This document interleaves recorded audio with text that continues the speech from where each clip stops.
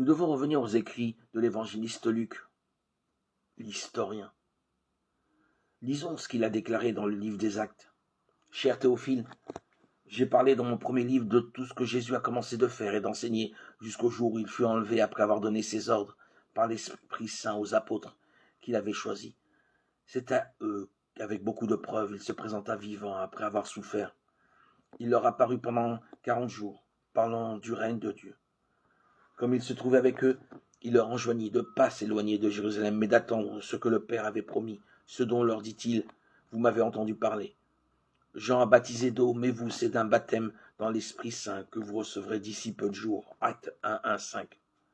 Comment Jésus a-t-il formé ses leaders de disciples? Luc dit, « Cher Théophile, j'ai parlé dans mon premier livre de tout ce que Jésus a commencé de faire et d'enseigner. » Remarquez la séquence que Jésus a suivie en faisant des leaders, faiseurs de disciples. D'abord, il a fait, puis il a enseigné. Dans la salle de classe, les disciples confirmaient ce qu'il avait vu et fait avec Jésus en pratique. N'y a-t-il pas là une leçon pour nous? Ensuite, Jésus leur parlait du royaume de Dieu. Quelle est la nature du royaume de Dieu? Comment quelqu'un peut-il être un leader dans le royaume de Dieu, sur cette terre, sans connaître sa nature? Le royaume de Dieu est spirituel, par conséquent, il exige des représentants spirituels. Ils doivent être formés, connaître la théorie, certes, mais ils doivent d'abord être spirituels.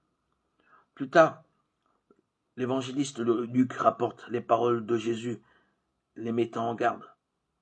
Il ne devait pas aller accomplir la mission sans être sûr d'avoir reçu le Saint-Esprit. Et c'est logique. Parce que ces représentants devaient accomplir une mission spirituelle, il leur fallait être des hommes et des femmes spirituels. Ils avaient besoin de recevoir l'Esprit Saint.